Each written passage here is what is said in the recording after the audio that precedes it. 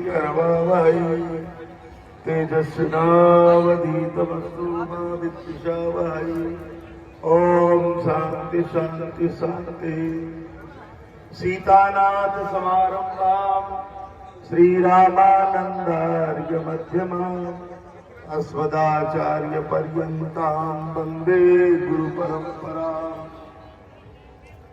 रामं रामानुजं सीतां भरतं भरतानुजं सुग्रीवं वायुसूनुं च प्रणमामि पुनः पुनः।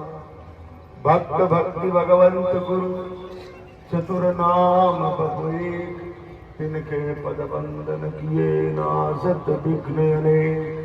श्री राम जय राम जय। इसलिए हमारी भारतीय संस्कृति निश्चित रूप से इस साल की यज्ञ देख करके हमको ठाकुर जी की प्रतिष्ठा की याद आ जाए। खूब यज्ञ हो रहे हैं सब। जब से राम जी पधारे अयोध्या में तब से खूब यज्ञ इतने हो रहे हैं कि आनंद हो रहा है, खूब हो रहे हैं। हम भी राम जी का यज्ञ करें, हम भी राम जी का यज्ञ करें। और राम जी जब तक पधारे नहीं थे तो इस देश के नेता लोग क्या बोलते थे? सनातन धर्म का सत्यानाश हो जाए, रामायण को जला दिया जाए, ये भागवत पुराणों को नष्ट कर दिया जाए। कितना कटु कटु बोलते थे।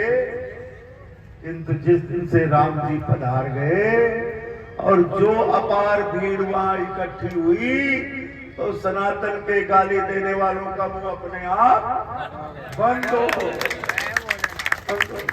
उन्होंने सोचा कि साला आप हार न जाओ, सनातन को गाली देकर कहीं हार न जाए। ये देश धर्म प्राण देश है। समझना चाहिए प्रत्येक व्यक्ति को। इस देश के किसी व्यक्ति के हृदय से आप धर्म को नहीं निकाल सकते। हमारा देश धर्म प्राण देश है।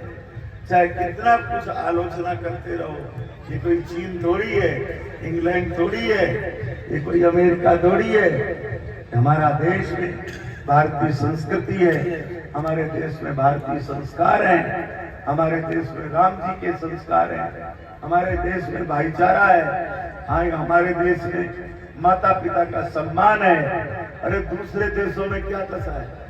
शादी होते ही माता पिता को कहते यू कैन गो, आप जाओ। कहाँ जाओ? बोले आपकी हॉस्पिटल में व्यवस्था कर रखी, भोजन मिलेगा, दवाई मिलेगी। अब वो बेचारा पोता का मुंह नहीं देख सकता। ये कोई संस्कृति है? इसलिए भोग संस्कृति, जिन देशों में केवल भोग ही सब कुछ है, ऐसा देश। इसीलिए देवता लोग इस देश में रहने वाले लोगों की प्रार्थना करते हैं। गायन्ति देवा किल गीत गाने धन्यास्तुते भारत भूमि भागे। देवता लोग हमारा गान करते हैं। क्या गान करते हैं? कि भैया जिन्होंने भारत की धरती पर जन्म लिया और बड़े भाग्यशाली हैं, हम आपको प्रणाम करते हैं। भारत को कोई ने पूछा क्यों प्रणाम करते हो? बोले इसलिए प्रणाम करते हैं कि कम से कम तुम्हारा इंग्लैंड में, चीन में सांप को भी खा जाते हैं, बिच्छू को भी खा जाते हैं। अरे इतने मांसाहारी हैं। एक दिन टीवी में दिखा रहा था, सब कुछ केचुआ सब खा जाते हैं।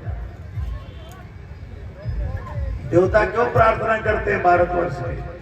बोले हमारा भी जिस दिन पुण्य खत्म हो जाएगा ना, उस दिन हमको भी धरती में आना। क्षीणे पुण्य मर्तलोकम कुशलती। जब हमारा पुण्य समाप्त हो जाएगा तो हमको इस धरती पर आना पड़ेगा। तो हम भगवान से प्रार्थना करते हैं, हे भगवान हमको उस मांसाहारी देश में जन्म मत दे दे, उस अय्यासी नीच लोगों के बीच में हमको जन्म मत दे देना। एक बार हमको भारतवर्ष में जन्म दे देना, फिर हम इतनी यज्ञ करेंगे, इतना तप करेंगे, इतना जप करेंगे कि फिर हम आपको ही प्राप्त कर लेंगे, हमारा जीवन धन्य कर लेंगे। इसलिए आप सब धन्यवाद के पात्र हैं जिन्होंने यज्ञ के बारे में तो ऐसा लिखा है, जहां से यज्ञ की ध्वजा का दर्शन होता है उसको भी यज्ञ में जाने का फल मिलता है।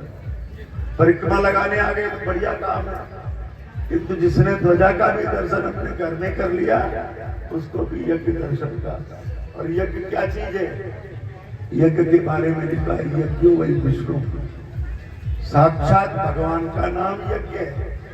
इसलिए गीता में लिखा है तस्मात् सर्वगतम ब्रह्म नित्यम यज्ञ प्रतिष्ठितम। कण कण में जो व्याप्त भगवान है, जो यज्ञ होता है तो सब काम छोड़कर यहीं आकर के बैठ जाते हैं। इसलिए कलश यात्रा के साथ सारे देवता यज्ञ में आ जाते हैं। ये चहल पहल 9 दिन की हो गई। और जिस देवते पंडित जी देवताओं का विसर्जन कर देंगे वैसे सुनसान हो। इसलिए सारा ये सब देव शक्तियां यहाँ पर आज विराजमान हुई है। निश्चित रूप से आप बड़भागी हो। और गिरोई में तो कई यज्ञ हो चुके। मैं समझता हूँ कि आप सब 7वां यज्ञ है। छोटी मोटी यज्ञ नहीं करते यहाँ के बाबा लोग। 108 के नीचे तो काम ही नहीं। इसलिए क्या बात है भंडारे संतों की